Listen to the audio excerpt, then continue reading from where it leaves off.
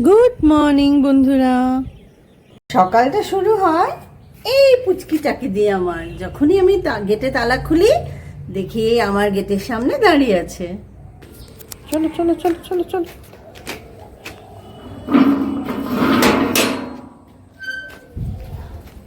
চলো, দিচ্ছি তো।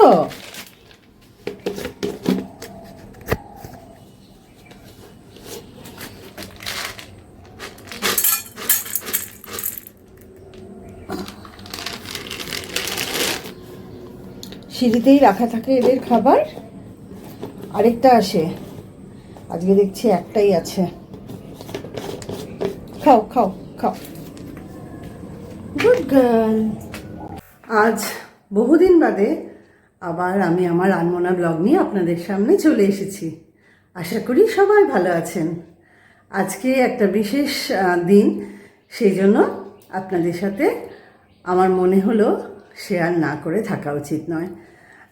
কেন এতদিন গ্যাপ ছিল সেটা আমি পরে বলি, দেখতে থাকুন আজকের ব্লগ। আজকে খুব সকাল সকাল আমাকে রান্নাঘরে ঢুকতে হলো, কারণটা আমি পরে বলছি। আজকে আমার বাড়িতে গেস্ট আসছে, তাই জন্য আমাকে কিছু রান্না করতে হবে। যদিও বাড়িতে সবজি বলে কিছু নেই, চিকেন কিছুটা আছে, আর ডাল আমি গত রাত্রে সেদ্ধ করে রেখেছি। ডাল ফ্রাইটা বানাবো, চিকেনটা ম্যারিনেট করে রেখেছি, তার সবজি কিছু কেটে রাখবো, আর বাকি তো সব কিছুই সবজিওয়ালা আসলে তারপর।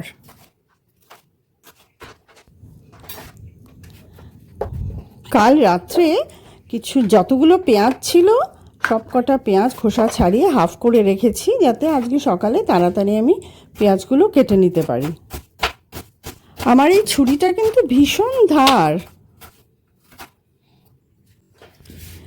এত দামি দামি ছুরি আছে, কিন্তু এই ছুরিটা কিন্তু বহু বছর ধরে আমার সঙ্গে রয়েছে। এটা কিন্তু রেল লাইনের যে লোহা, সেই লোহা দিয়ে বানানো, এবং এটা রেগুলার ধার করা যায়। এই ছুরিটা আমার অন্তত 40 বছর ধরে আমার সঙ্গে আছে।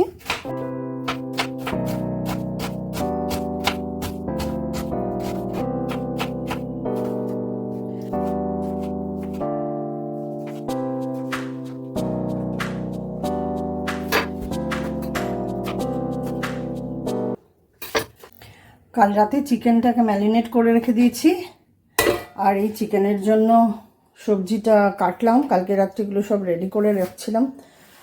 আর এটা ডালের জন্য আজকে একটু ডাল ফ্রাই করব। এই যে ডাল সেদ্ধ করা আছে, আর কাটলাম আদা আর রসুন কুচি, এটা হচ্ছে মাংসের জন্য। আর এই পেঁয়াজ কুচি দিয়ে ডাল ফ্রাই করব, সেটার জন্য এখানে আদা রসুন কুচি রাখলাম। ওখানে টমেটো কুচি রেখেছি, একটুখানি মটরশুঁটি, এটা ডাল ফ্রাইতে। আপাতত এগুলো লাগবে না, একমাত্র আদা বাটা একটুখানি লাগবে, সেটা ফুলকপির তরকারিতে। বাস, ফুলকপিটা আসলেই হয়। এমন অবস্থা আমার। ঠিক আছে, রান্না শুরু করি, নাহলে ভীষণ দেরি হয়ে যাবে।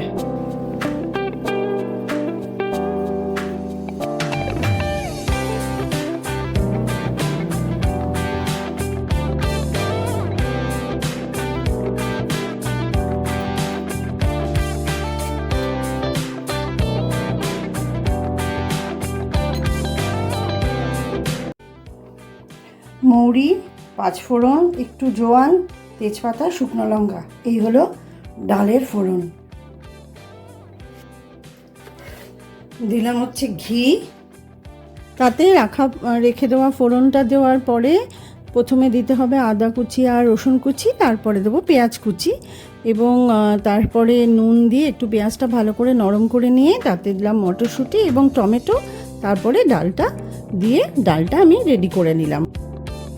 এরপর আলু ভেজে তুলে রেখেছিলাম, কিন্তু সেটা আর ভিডিও করা হয়নি। তারপরে ফুলকপিটা ভাজতে শুরু করলাম। ইন দি মিন টাইম আমার সবজিওয়ালা আসাতে আমি ফুলকপি, উচ্ছে, কুমড়ো এগুলো এবং প্লাস সবজি সব কিছুই পেয়ে গেছি। তো ফুলকপির তরকারি বানাবো, আর উচ্ছে কুমড়ো ভাজা।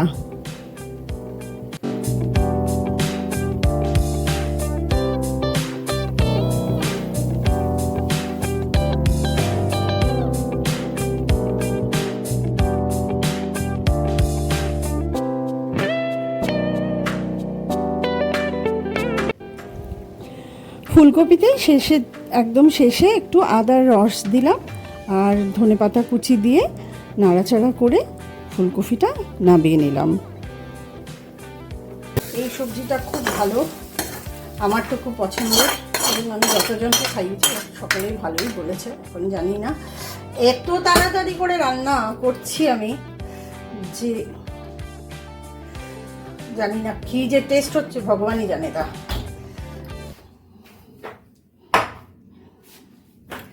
রাখারও জায়গা খুঁজে পাচ্ছি না। আমার মুশকিল হচ্ছে আমি রান্না করতে করতে এত পরিষ্কার করতে থাকি, আমার এই রান্নাঘর রান্না শেষ হবে আর চারিদিক ছড়িয়ে ছিটিয়ে রয়েছে, সেটা আমি একদম ভীষণ বিরক্ত লাগে। এবার করবো উচ্ছে কুমড়ো ভাজা।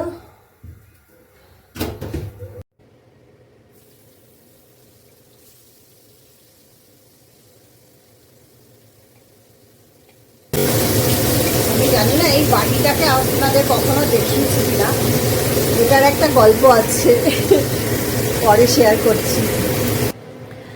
রান্নাঘরে তো কথাই বলা যাচ্ছে না, তাই জন্য ওই মেস ক্যানটার বিষয়ে শেয়ার করতে এলাম। সেটা হচ্ছে আমার মেসো শ্বশুর ছিলেন এয়ারফোর্সে, আর এই জিনিসটাকে বলে মেস ক্যান। তো ওই মেস ক্যানটা এয়ারফোর্সে ওদেরকে দেওয়া হতো। এবার ওটাতে ওরা সব কিছু করতো, চা থেকে শুরু করে রান্না থেকে শুরু করে সব কিছুই করতো, যে কারণে ওই রকম অনেক ওরা পেতো যেখানে যেখানে শিফটিং হতো বা কিছু।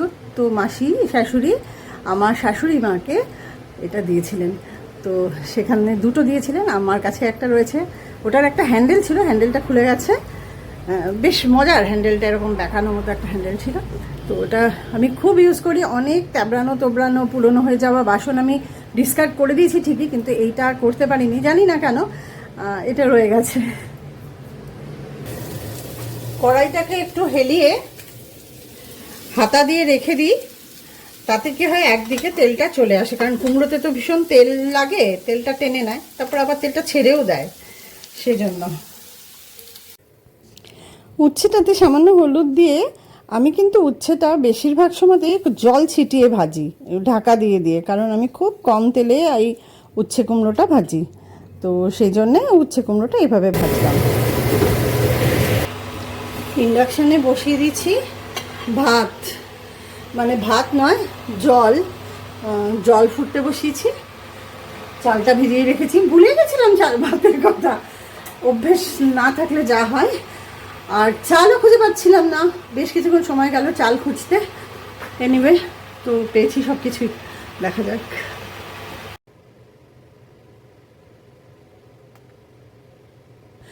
কিচ্ছু না, চিকেনটা একটু সাদা তেল দিয়ে একটুখানি সামান্য ভেজে নেবো, কারণ বোনলেস চিকেন। আর গতকাল রাত্রে আমি ওটা ম্যারিনেট করে রেখেছিলাম, জাস্ট একটু লেবু আর গোলমরিচ আর নুন, সামান্য নুন।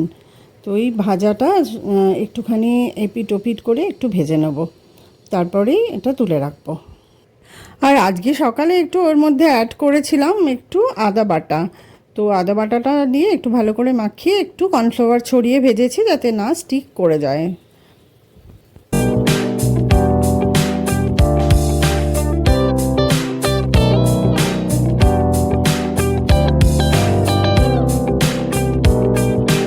এই ফাঁকে কয়েকটা লঙ্কার বীজ ছাড়িয়ে একটু চিড়ে চিড়ে দিয়ে রেডি করে রাখলাম। লঙ্কাগুলো কাটা হয়নি, বীজটা ছাড়াতে গিয়ে আমার হাতের যা জ্বলুনি, ইউরে বাপরে বাপ।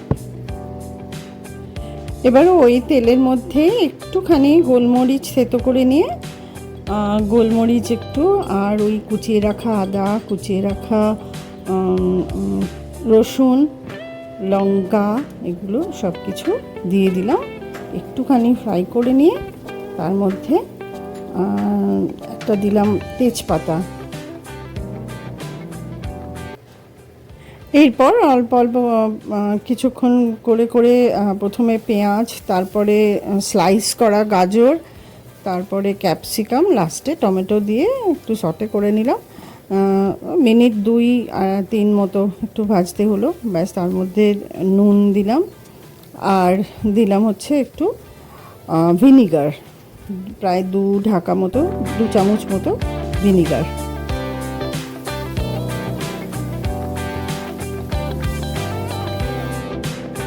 তারপরে অ্যাড করলাম প্লেন টমেটো কেচাপ। বেশ অনেকটাই, প্রায় 3-4 চামচ টেবিল স্পুন মতো। তারপরে ওই ঢাকা দিয়ে দিয়ে অল্প আছে চিকেনটা অ্যাড করে দিয়ে নাড়াচাড়া করলাম। তারপরে একটু কর্নফ্লাওয়ার জলে গুলে ওর মধ্যে দিয়ে দিলাম।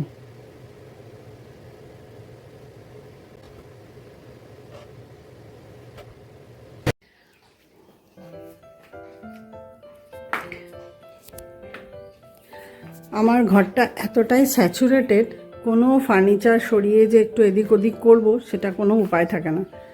তাই জন্য যেটা করি সেটা হচ্ছে গাছগুলোকে শুধু চেঞ্জ করি, গাছগুলোকে একটু চেঞ্জ করে দিয়ে তারপরে ঘরটাকে একটু নতুন লাগে আমার। আর কোনো কিছু করার উপায় নেই, সব কিছু ভর্তি।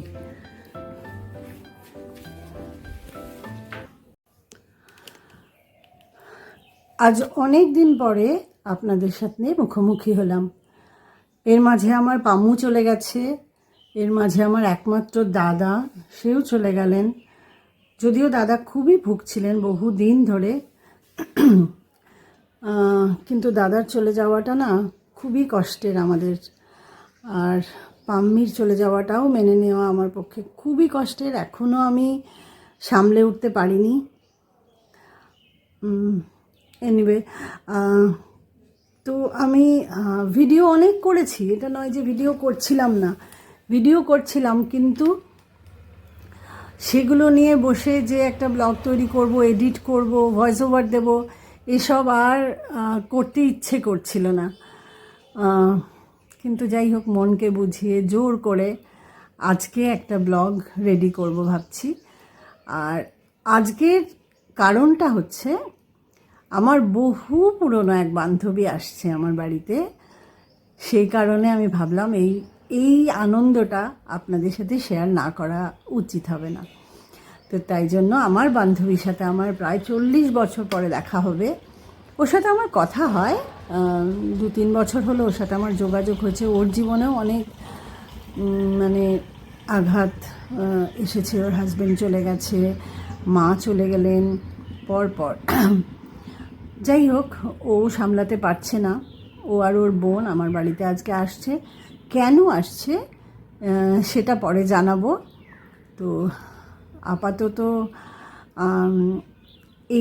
এই জন্যেই আমি ব্লগটা করব ঠিক করলাম। আর আজকে আবার আমার ইলাদি আসেননি, ইলাদির মেয়ের পা ভেঙেছে, তাই জন্য ইলাদি ছুটি নিয়েছেন। আর রান্না করার অভ্যেস তো আমার প্রায় চলেই গেছে, তার থেকেও অসুবিধা হচ্ছে কোথায় কি থাকে। এখন ইলাদি তো রান্না করেন, ইলাদি পুরো গোছান রান্নাঘরটা, তো আমার একটু সময় লেগেছে। কালকে রাত্রে ওরা বলেছে আসবে, তো তখন আমি রীতিমতো শুরু করে দিয়েছি। বাজার করা ছিল না, বাজার আসলো, তারপর সেটা রেডি করে, যাই হোক চিকেনটা ছিল মোটামুটি রেডি করতে পেরেছি। তো রান্না টান্না সেরে স্নান টান করে আমি বসে আছি। ওদের একটু বেলাই হবে, তো বলেই ছিল, কারণ ওদের বাড়িতে অনেক পেট আছে, তাদেরকে সব ব্যবস্থা করে ওদেরকে আসতে হয়। তো ওরা হয়তো আর 30-40 মিনিটসের মধ্যে চলে আসবে, ওরা অন দ্য ওয়ে আছে। তো ওরা আসলে আবার আপনাদের সাথে সমস্তটা শেয়ার করব, সঙ্গে থাকবেন। ওদের আসতে এত লেট হলো যে আমি একটু মাঝখানে গড়িয়েও নিলাম।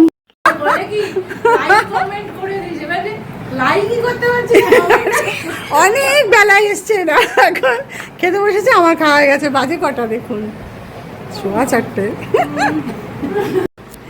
পাম্মুর সমস্ত জিনিসগুলো ও এখন নিয়ে যাচ্ছে। এই ফাঁকে বলে রাখি, আমার বান্ধবী গৌতমী আর ওর বোন গার্গী আজকে আমার সাথে দেখা করতে তো এসেইছে, কিন্তু আরও একটা উদ্দেশ্য ওদের আছে। সেটা হলো পাম্মির জন্য যত কিছু জামা কাপড়, জিনিসপত্র, কম্বল, সোয়েটার, খেলনা যা কিছু ছিল সব কিছু আজকে গার্গী নিতেও এসেছে। কারণ গার্গী ফ্রিল্যান্সার হিসেবে নানা রকম এই পেটদের নিয়ে নানা রকম কাজ করে। কখনো কাউরির অসুবিধা হলে, শরীর খারাপ হলে তাকে দেখাশোনা করা, তাকে যথাযথ হেল্প করা এবং অ্যাডপশানে দেওয়া, কোনো হয়তো হারিয়ে যাওয়া কোনো বেড়াল বা কুকুর যেই হোক না কেন, কেউ সন্ধান দিলে তাকে অ্যাডপশানে দেওয়ার চেষ্টা করে। এই বিষয়ে ও নানা রকম কাজকর্ম করতে থাকে এবং ভীষণ ভালোবাসে, ওর বাড়িতেও পেট আছে এবং ওই কাজগুলো করে। তো তাই ভাবলাম বাড়িতে পড়ে থেকে কি হবে, পামির জিনিসগুলো কেউ যদি ইউজ করতে পারে তাহলে খুব ভালো হবে, তাই না? এত সুন্দর সুন্দর জামা কাপড়গুলো শুধু শুধু পরে নষ্ট হওয়া তো উচিত না, তাই ওকে দিয়ে দিলাম। কষ্ট তো খুবই হচ্ছে, কিন্তু জিনিসগুলো দেখলে রেখে দিলে তো কিছু হবে না বলুন, তাই জন্য দিয়ে দেওয়াটাই মনে হলো ঠিক হবে।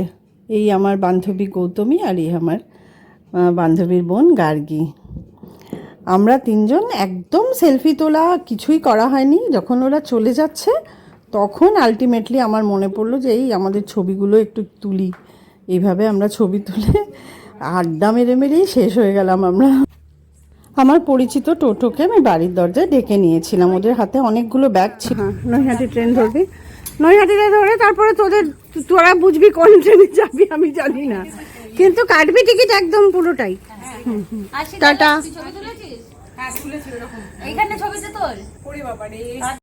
আজকে আমার প্রাপ্তিযোগ একটা কর্ড সেট, ভীষণ সুন্দর দেখতে, আর দুখানা ইয়াররিং খুব সুন্দর একটা ব্যাগে করে ওরা আমার জন্য নিয়ে এসেছে। অলরেডি ভিডিওটা ভীষণ বড় হয়ে গেছে, মনে হচ্ছে অনেকটাই বড় হয়ে গেছে, আমাকে একটুখানি এডিট করতে হবে অনেকটাই। যাই হোক, আজকে রাত্রিরের ডিনারে এক্ষুনি এক্সারসাইজ করলাম, করে রাত্রিরের ডিনারে নিলাম মিক্স ভেজিটেবল একটুখানি গতকালে বানানো ছিল, আর তার সাথে একটুখানি চিকেন নিয়েছি, তার সাথে দিয়েছি সাদা তিল, সামান্য বাটার আর একটু অরিগানো। এই আমার রাত্রিরের ডিনার। আর সকলকে শুভরাত্রি, গুড নাইট, ভালো থাকবেন সবাই। আর ব্লগটা দেখবেন, যদি ভালো লাগে কমেন্ট করতে ভুলবেন না। টাটা।